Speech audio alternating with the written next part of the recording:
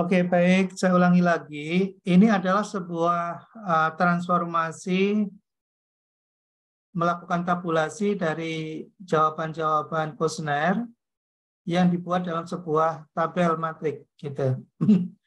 Yang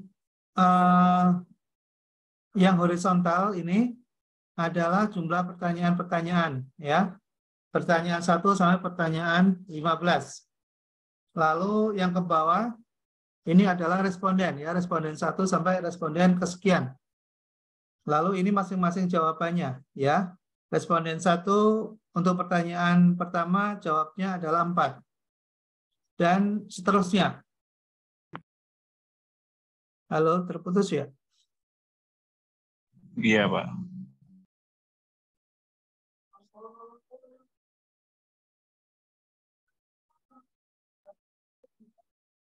Baik, ya, sudah bisa dilihat kembali? Sudah, Pak. Bisa, Pak. Bisa, Pak. Oke, ya, nanti baik ya, saya lanjutkan. Ya, jadi nanti hasilnya seperti ini ya ketika kita membuat dengan metode kuesioner, lalu kita mendapatkan jawaban.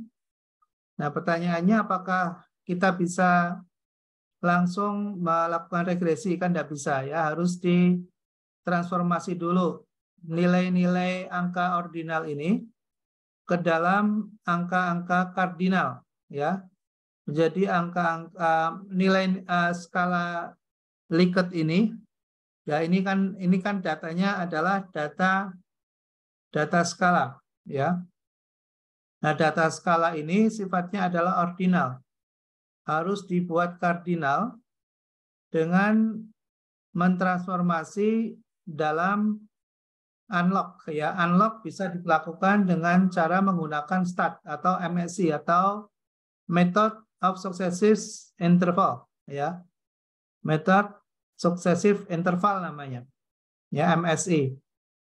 Nah, MSI ini caranya adalah dengan tadi saya sudah kirimkan, ya, saya sudah kirimkan STAT 97 itu adalah untuk mendapatkan add-in. Add-in itu seperti ini ya.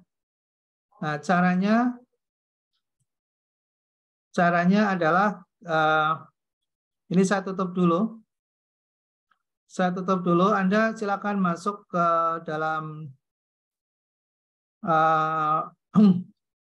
tadi yang saya kirimkan. Yang saya kirimkan ada STAT 97 ya. Oke ya, semuanya ini semuanya aktif nggak ya di dalam laptop atau di dalam ini atau di Di kalau HP di sini bisa, Pak. Di laptop nggak bisa. Iya, kalau di luar laptop nggak bisa, harus dipakai laptop ya. Oke. Saya nggak tahu apakah semuanya menggunakan laptop atau menggunakan handphone. Kalau menggunakan handphone nggak bisa ya. Jadi harus pakai laptop. Kalau pakai laptop, Anda tinggal klik aja, double klik ini ya. Ini double klik, klik gitu. Ya, nanti akan masuk ke add-in ya. Nanti kalau add-in-nya ini sudah ada add-in, ini terlihat nggak di dalam slide saya? Belum kebuka, Pak.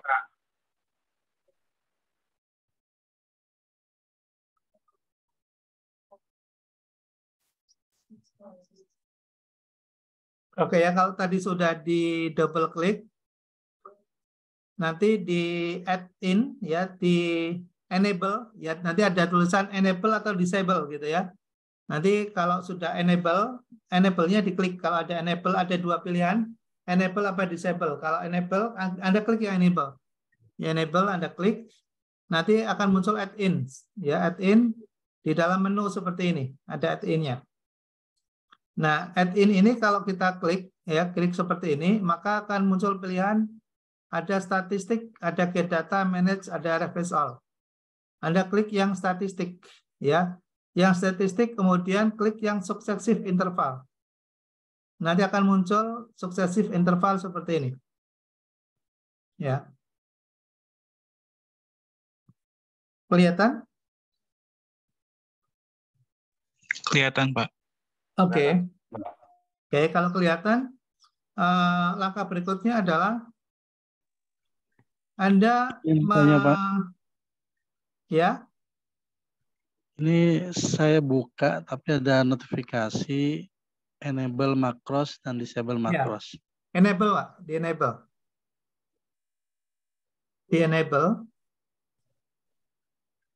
Udah? Ya sudah, Pak. Sudah ya. Nanti di Excel kita akan muncul add-in. Sudah ada add-in-nya, Pak?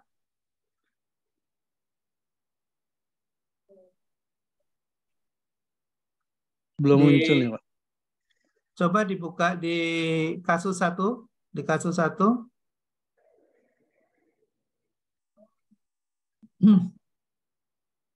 Iya, add-in-nya udah muncul. Oke, udah muncul ya. Nah, kalau udah muncul, coba diklik add-in-nya, Pak. Add-nya diklik. Ya, sudah, Pak. Sudah, nanti klik yang sebelah kiri ada statistik. Iya, sudah ada statistik. Oke, nanti pilih yang successive interval, Pak. Iya, Pak. Ini notifikasinya runtime error.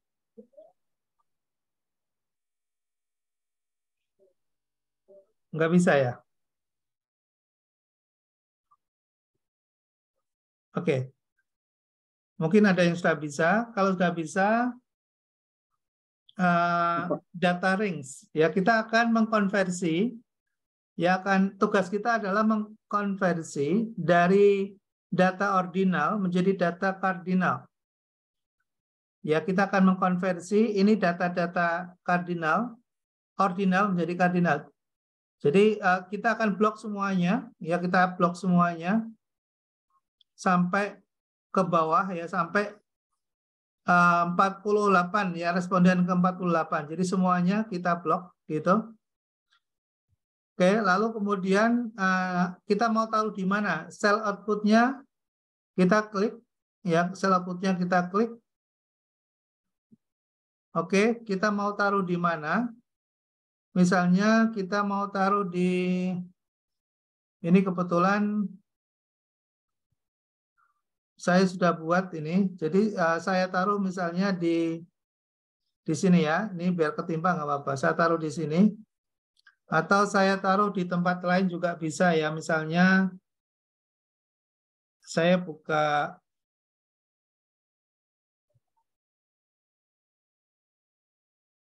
Oke, saya taruh di saya taruh di sini ya. Ya, di yang merah itu successive interval itu saya taruh di situ. Oke ya, kalau sudah next. Nah, kalau sudah pilih select all. Select variable, variabelnya di select semua. Ya, seperti itu. Lalu kemudian next. Ya. Next minimal 1, maksimal 9. Kemudian next ya sudah, kemudian finish. Oke. Nah, nanti akan muncul seperti ini. Jadi mengkonversi data-data ordinal yang ada di sini ya ke dalam data kardinal dalam bentuk unlock nih yang koma-koma ini ya. Nanti dari sini yang kita akan hitung adalah jumlahnya, jumlah dari setiap responden ya. Ini kan kita ingin menangkap pendapat dari responden. Ya, jadi responden pertama, ini responden pertama, responden kedua, ketiga, dan seterusnya. Nah, kita buat total di sini. Ya, total, ini total. Sum-nya di sini, totalnya. Oke. Nah, ini nanti yang akan kita ambil sebagai datanya ini. Ya, ini data produk. Data produk ini. Ya, variabel produk kita udah dapat datanya. Lalu nanti di harga juga sama. Ya, harga juga sama. Oke, di dalam slide saya, apakah terlihat? Lihat, Pak. Lihat, Pak. Lihat ya. Kita melakukan hal yang sama seperti tadi. Jadi yang produk ini juga sama, successive interval. Kita klik, rank-nya kita ambil semuanya. Ya, kita ambil.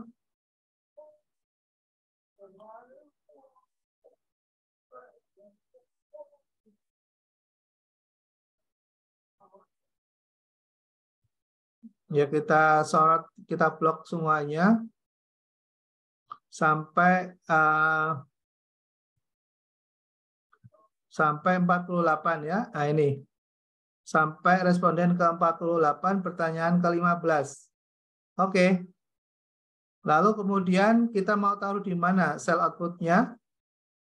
Kita taruh misalnya di sebelah kanan ini. Ya, sebelah kanan. Katakanlah kita taruh di sini. Kemudian next. Ya, kita select all. Oke, kemudian next. Kemudian finish. Nah, ini muncul. Ya, ini sudah muncul. Jadi sudah tertransformasi ya, sudah tertransformasi data-data ordinal menjadi data-data kardinal yang siap untuk diolah. Nah, lalu kemudian kita jumlahkan ya, kita sum masing-masing pendapat ini ya, sum. Kita jumlahkan.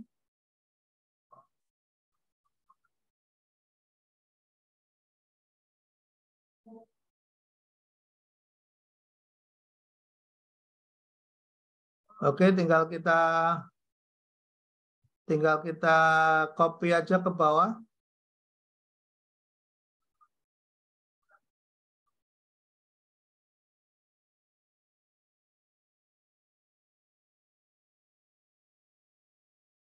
Oke, sudah temu. Nah, ini adalah data dari yang mau kita olah nanti, yang siap untuk diolah, berupa X2-nya. X2-nya adalah harga. Ini harga atau X2. Oke ya. Nanti di pembelian juga sama, ya, di pembelian juga sama, dilakukan seperti itu. Nanti ketemu successive intervalnya, nilainya udah ketemu, ya. Nanti yang kita ambil adalah Y-nya ini, ya. Y-nya adalah jumlah dari yang sudah kita transformasi ke dalam nilai kardinal. Oke, nanti hasilnya seperti ini. Jadi kita ambil yang jumlahnya tadi ya, kita ambil di sini. X1-nya produknya, kemudian harganya, kemudian keputusan pembelian. Oke. Ini yang siap untuk diolah, ya, ini siap diolah. Nah, kita bisa menggunakan Excel, bisa menggunakan SPSS, bisa, ya. Oke lah, karena kita sedang belajar SPSS, maka data ini kita bisa copy, ya, data ini bisa kita copy, ya, X1, X2, dan Y ini. Kita bisa copy paste aja. Kita copy paste, masukkan ke dalam Excel. Masukkan ke dalam SPSS. Ya, ke dalam SPSS. Kita buat new saja, new data. Ya, kita taruh di sini. Nah, sudah. Oke ya, ini kita tinggal kasih nama aja tadi produk ya. Produk itu X1, kemudian harga X2, kemudian Y. Oke, sudah kelihatan? Belum kelihatan, Pak. Oh, belum kelihatan. Beda window-nya pastinya. Oh, nganu ya, apa enggak kelihatan ya?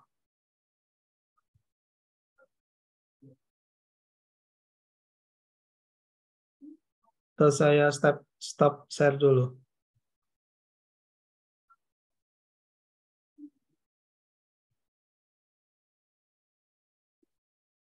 Ini kelihatan apa ya di sini ya? X1, X2, Y-nya, Pak. Udah kelihatan, Pak. Oke, udah kelihatan ya. Oke, nah ini sudah siap untuk diolah. ya untuk diolah dengan regres.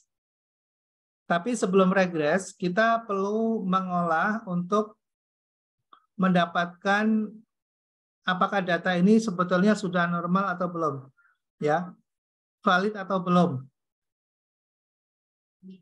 ya, valid atau belum, normal atau tidak normal, gitu ya. Nah, kita bisa menggunakan regresnya, ya kita akan ngambil datanya, data dari regres dulu, ya regres dulu, kemudian linear, ya ambil linear, lalu kita masukkan X1, X2-nya adalah ya dependennya yang terikatnya adalah Y, ya kemudian X1, X2-nya adalah independen, X1, X2-nya adalah independen. Oke. Kemudian kita next. Sorry. Oke, kita akan gunakan statistik ya, statistik. Oke, statistiknya kita gunakan Durbin-Watson sama Case-Swiss diagnostik. Oke, kemudian kita oke.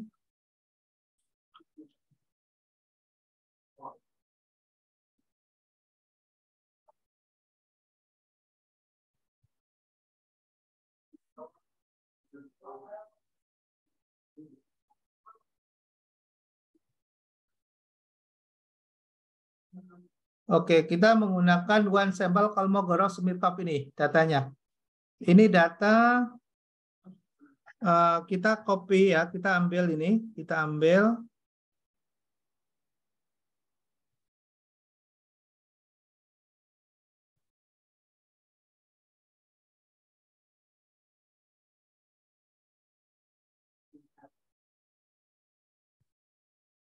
copy.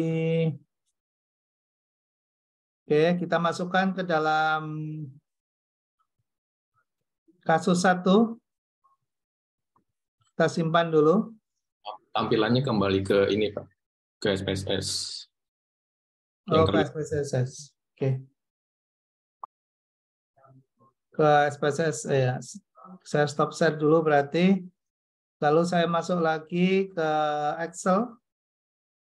Ya, saya masuk lagi ke Excel. Nah, tadi kita copy ya, kita masukkan ke dalam Excel. Ini udah muncul di Excel? Sudah, Pak. Sudah ya. Nah, tadi yang Nah, tadi yang saya kopikan itu untuk menguji reliabilitas sama untuk menguji validitas. Ya. Nanti ditaruh aja di Excel untuk penyimpan ya seperti ini. Nah, di sini ada reliabilitas statistik ya untuk menguji validitas pakai Cronbach's. Dia nilainya 0,9. Jadi kalau ada nilai yang lebih kecil dari nilai Cronbach's-nya, maka dia tergolong tidak reliable. Ya, ini 0,9. Nah, ini nanti bisa dilihat di sini. Ya, Cronbach's alfanya. Nah, nanti bisa dilihat satu persatu. Ada pertanyaan yang tidak reliable atau semuanya reliable, gitu ya. Oke, nanti bisa dilihat satu persatu. Ini X1, ini X2, ini Y-nya. Ya, ini Y-nya, misalnya Y-nya 0,79, Cronbach's-nya, lalu nanti dibandingkan dengan hasilnya. Ya, apakah 7,79 atau ada yang kurang? Kalau kurang berarti harus diperbaiki. Lalu kemudian ini uji normalitas. Ini uji normalitas. Kalau uji normalitas menggunakan non-parametrik, ya. Ini kalau kita kembali ke SPSS caranya, oke ya, saya masuk lagi ke SPSS ini. Kemudian pakainya analis, kemudian non parametric test, kemudian ambilnya one sample. Pakai one sample bisa, pakai legacy dialog juga bisa. Kalau legacy dialog ambilnya yang sampel KS ini yang satu ya, yang satu ini kita klik. Oke, kemudian kita tes variabel ya, X1-nya dimasukkan ke sana.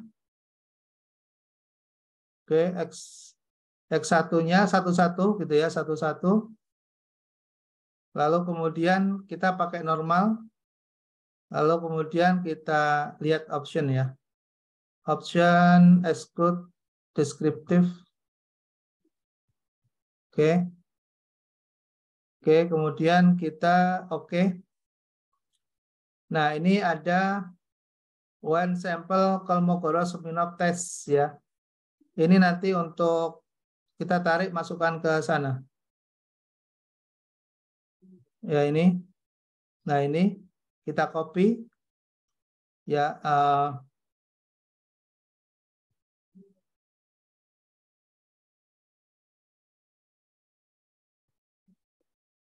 kita balik lagi ke kasus 1.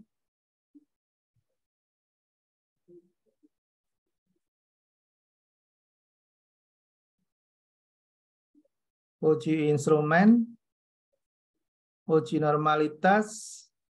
Ya tadi one sample Kolmogorov itu tadi di sini. Ini ketemunya 0,9 ya, 0,9.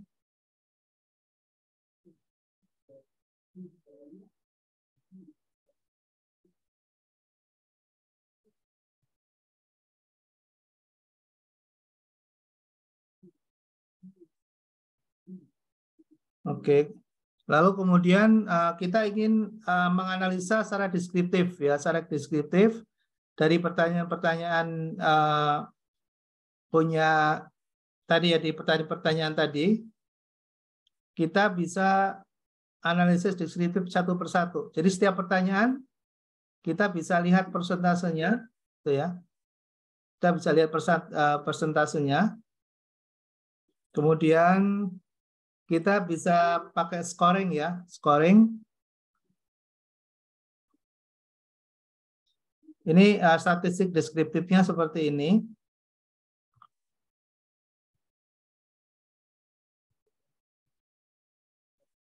Oke ya, baru kemudian kita bisa analisis dengan menggunakan path analysis. Jadi nanti satu-satu kita bisa lihat ya. Ini satu-satu bisa lihat.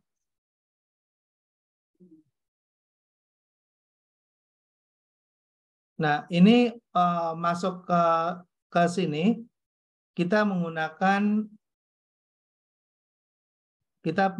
regress ya. Jadi saya tutup lagi. Saya masuk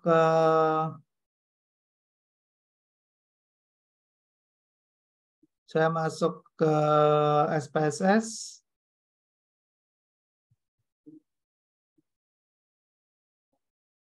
Oke.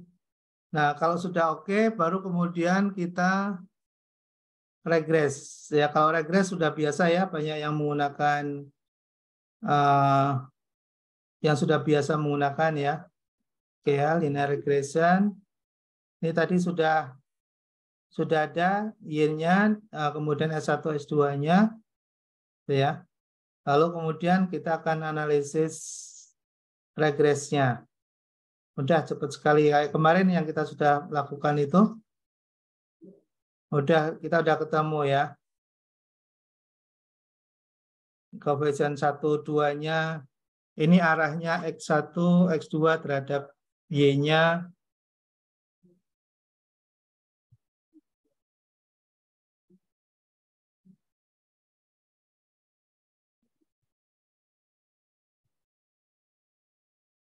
Oke ya, nanti ujian kita nanti seperti ini. Jadi ada data ya nanti dianalisa.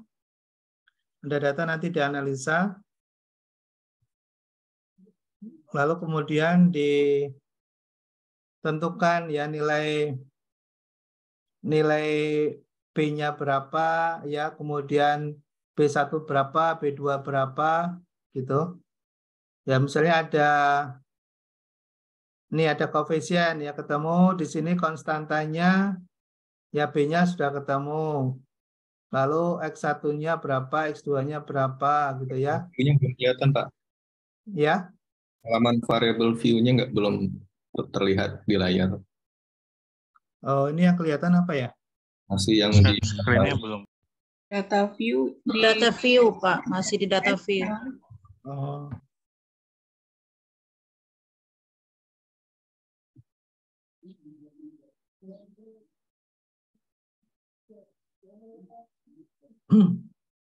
Nggak bisa langsung terlihat ya, harus ini ya.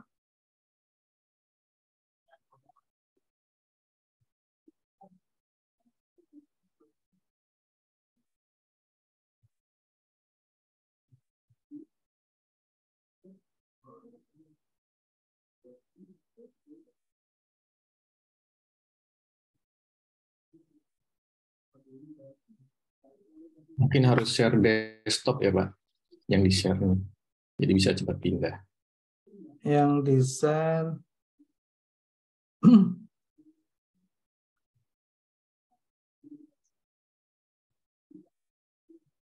apa screen-nya yang di-share ya atau apanya? Screen-nya, Pak. Screen-nya.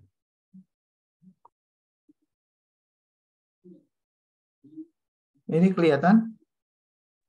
Sudah, Sudah. Pak. Kelihatan, Pak. Oke ya. Ya nanti